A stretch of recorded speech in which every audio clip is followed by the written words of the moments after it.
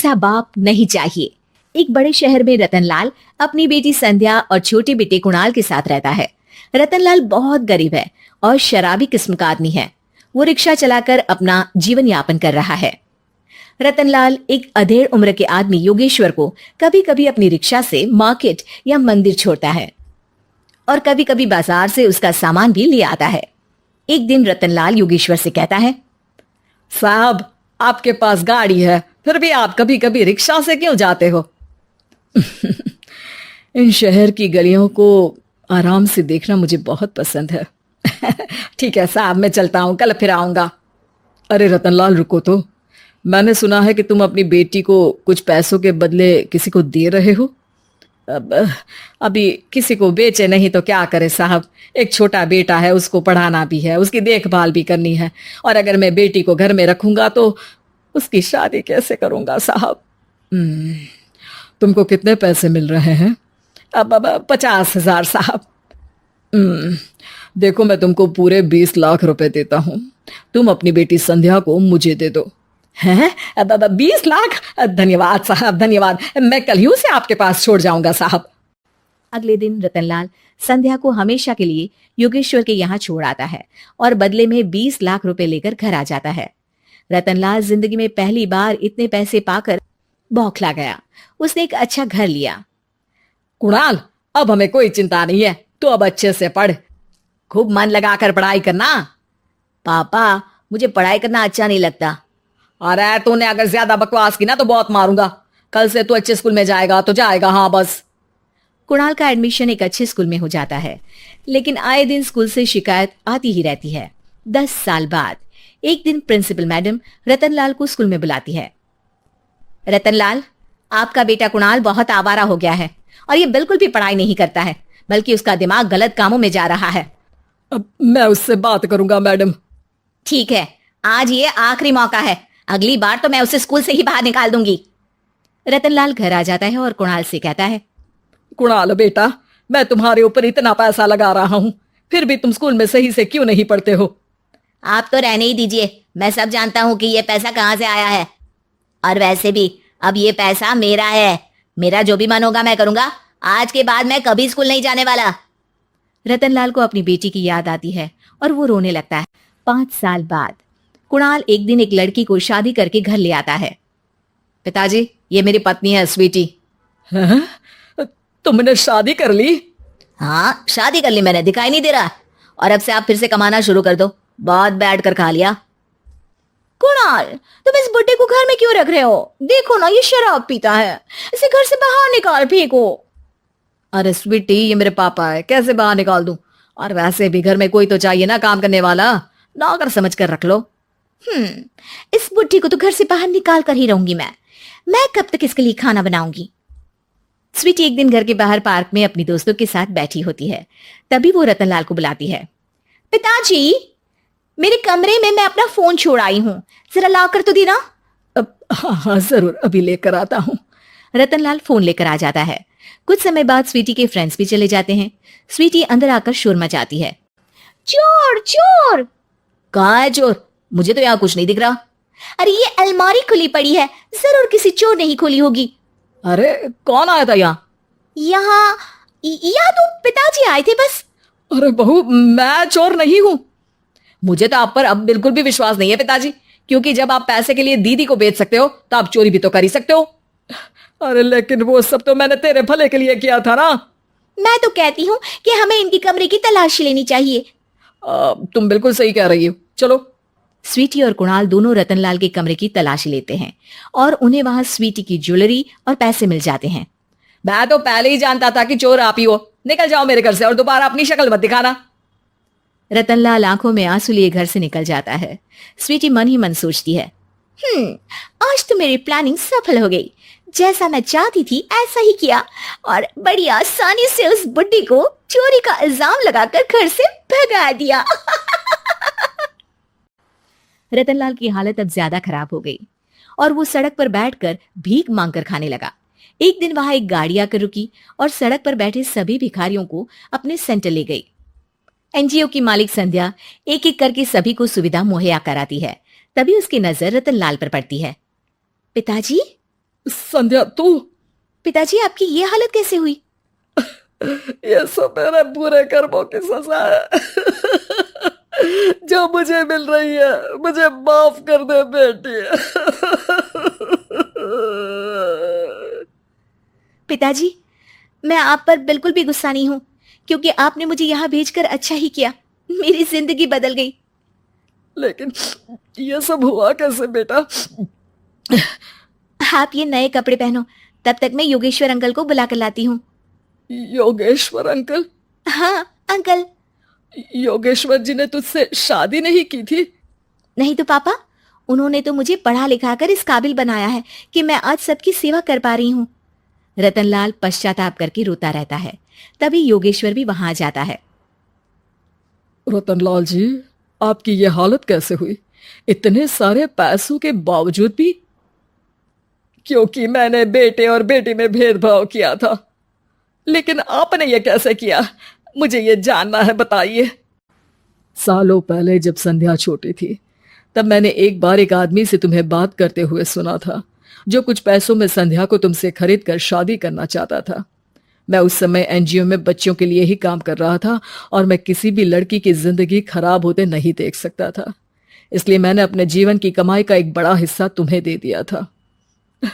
सच में कितना गलत था मैं। मुझे माफ कर दो। अब आप दोनों मेरे साथ घर चलो और आज मैं अपना सच्चा प्रायश्चित करना चाहता हूँ। योगेश्वर और संध्या रतनलाल के साथ घर जाते हैं। स्वीटी दरवाजा खोलती है। चोर भिखारी, तू फिर से आ गया? चल भाग यहाँ से बुड्ढे। ये घर तुम्हारे बाप का नहीं, मेरा है। बाहर निकलो यहाँ से। रतनलाल कुणाल और संध्या को घर से बाहर निकाल देता है। योगेश्वर जी, अब ये घर आपका है और अब आप यहाँ एक और एनजीओ खोल सकते हैं। शायद अब ये सच्चा प्रायश्चित है। संध्या अपने पिता के गले लग जाती है। बहू की एस्ट्रोलॉजी सास को तो समझ में नहीं आती, लेकिन मोहल्ले वाले। अरे रमा जी, कहाँ है आपकी बहू रानी? बुलाइए ना, जरा पूछे कि बेटी को बेटा क्यों नहीं हो रहा। अरे खुद को उसे तो पता नहीं कि बेटा कब होगा, लेकिन आपको बड़ा भरोसा है जी। तभी रिया आ जाती है। अरे शर्मा आंटी, आइए आइए, कैसे आना हुआ? अरे वो क्या है ना राधा, मेरी बेटी 3 बेटियों की माँ बन गई है, लेकिन बेटा नहीं हो रहा। फोन आया था उसका, बोल रही थी कि भाभी से पूछिए ना एस्ट्रोलॉजी क्या कहती है। रुकिए, मैं अभी लैपटॉप में देखकर बताती हूँ। लैपटॉप में देखकर भी बेटा पैदा हो जाता है क्या बहू? माँ जी, आप भी ना। ग्रह नक्षत्र की चाल देखूंगी, क्या कह रही है राधा के बारे में। हाँ हाँ बेटा, देखना जरा। फिर बेल बजती है। हाँ जी, आप कौन? अब मेरा नाम रवि है, मैं दूसरे मोहल्ले में रहता हूँ।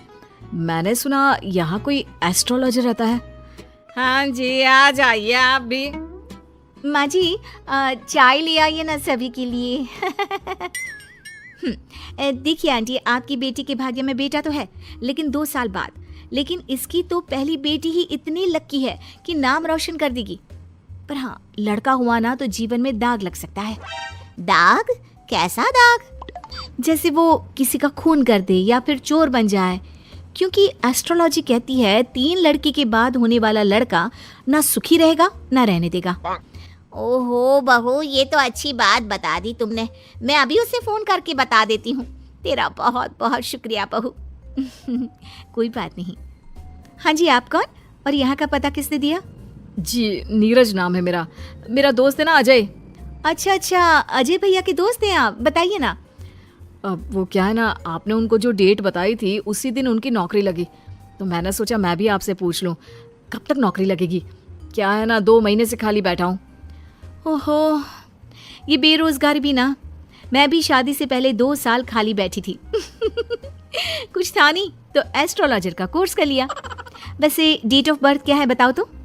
बहू लैपटॉप पर देखती है और फिर फुल कॉन्फिडेंस से कहती है, अरे तुम्हारे पास तो नौकरी है और तुम बोल रहे हो कि बेरोजगार हो, कैसे? अरे आप बिल्कुल सही बोल रही हैं, लेकिन आपको कैसे पता चला? वो क्या है ना, मैं ये नौकरी बदलना चाहता हूँ।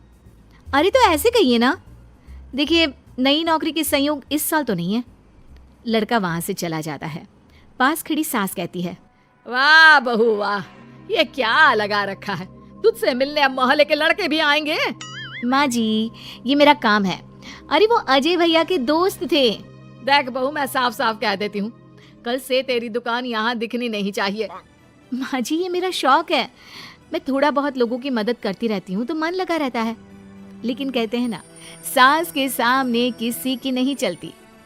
मैं जानती थी ये विद्या मुझे बंद करनी ही पड़ेगी। अरे जब जानती थी तो क्यों टाइम बर्बाद कर रही थी? क्योंकि मैं ये भी जानती हूँ कि आप ही मेरे इस काम को खुद शुरू करने के लिए कहेंगी।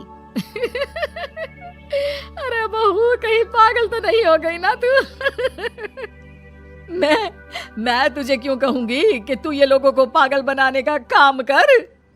तभी डोरबेल बजती है और घर के अंदर एक महिला आती है और बहू से कहती है, अरे आप धन्य है, मैं तो कहती हूँ आप धरती पर भगवान का रूप है। ये लीजिए मिठाई। यानी आपके पति की नौकरी लग गई। हाँ जी, और पहले से भी ना बहुत अच्छी लगी है। वो क्या है, हम लोग तो अब अमेरिका जा रहे हैं। सास दोनों को देखती रह जाती है। फिर उसके जाने के बाद, लीजिए खाइए, शुद्ध देसी घी की मिठाई है, 800 रुपए किलो। खाइए, अब तो आगे से वैसे भी खरीद कर खानी पड़ेगी।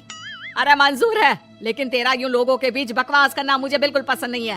क्या पता किस दिन कौन सर पर चढ़ जाए। माँ जी घर की मुर्गी दाल बराबर सुना था, लेकिन बहू की प्रतिभा को यूं कम आंकना ठीक नहीं है। अरे हाँ, सब ठीक है। रात को पति घर आता है। अरे रिया, कैसा रहा दिन? आज कितनों के भूत भविष्य संभालिए। अरे आपको नहीं पता, आपकी माँ ने मना कर दिया है। अरे क्यों भला, क्यों मना कर दिया माँ ने? इतना सही तो कर रही थी तुम। वो तो ठीक है, लेकिन तुम्हारी माँ को लगता है कि मैं जो बोलती हूँ वो हवा में उड़ती बात होती है। उन्हें मेरी विद्या पर भरोसा ही नहीं है।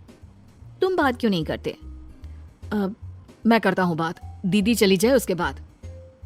क्या दीदी आ रही है? कब? और तुमने मुझे बताया भी नहीं। अरे वो मैं ना भूल गया, माँ को बताया था, सॉरी। खैर, पति का सॉरी सुनना ही तो हर औरत का सपना होता है। तो कहानी में आगे। हाय रे माँ, यहाँ आकर ही सुकून मिलता है, नहीं तो जीवन में कितने टेंशन है। क्यों दीदी, क्या टेंशन है?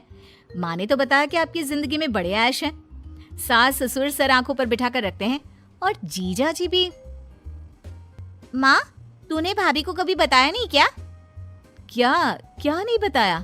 अरे कुछ नहीं, ये अपना लैपटॉप खोलकर ढोंगी बाबा बन जाएगी। अरे कुछ भी मत बोलना इसके आगे। छोड़िए दीदी आप माँ की बातों को, मुझे बताइए क्या समस्या है। सही कहा भाभी, मैं वैसे भी आप सास बहू के चक्कर में नहीं पड़ती। वो क्या है ना भाभी, अब तक कोई बच्चा नहीं होने के कारण घर पर सभी परेशान रहते हैं, और अब तो मुझे भी अच्छा नहीं लगता। अरे बस इतनी सी बात? इतनी सी बात? देखा इसकी हरकत। चलिए मैं बताती हूँ कि कब होगा बच्चा आपको। रिया फटाफट कंप्यूटर लेकर बैठ जाती है और फिर, दीदी अगले महीने आपको बच्चा कंसीव होगा और फरवरी में वो आपकी गोद में होगा। वो क्या है ना, बच्चे वाली लाइन आपकी अब बनी है। देखो बाबा पाखंडी नाथ ने क्या कहा, अब तो तू चिंता छोड़ ही दे। लेकिन ये क्या, बिल्कुल वैसा ही होता है। और फिर बच्चा होने के बाद। क्यों सासू माँ, कौन सा महीना है? फरवरी बहू, सही कहा था तूने। जिसे 5 साल से बच्चा नहीं था, तूने तो सच भविष्यवाणी कर दी। अरे मान गए बहू। तभी बेटा आ जाता है मुंह लटकाए। अरे अब तुझे क्या हो गया, मामा बना है, खुश हो जा। माँ, मेरी नौकरी छूट गई है अचानक से, समझ में नहीं आ रहा कि घर कैसे चलेगा। उसकी चिंता ना कर। माँ क्या हो गया? वो बोल रहे हैं कि नौकरी छूट गई है और आप कह रहे हैं कि चिंता ना कर। हाँ, क्योंकि तू है ना, कल से तेरा काम शुरू बहू। और अगले दिन घर के बाहर बोर्ड लगा रहता है, रिया एस्ट्रोलॉजी सेंटर। किसी भी तरह की हो समस्या, समाधान सिर्फ 1000 रुपए में। माँ जी, मैंने ये भी कहा था ना कि मेरे काम को आप ही वापस शुरू करवाएंगी।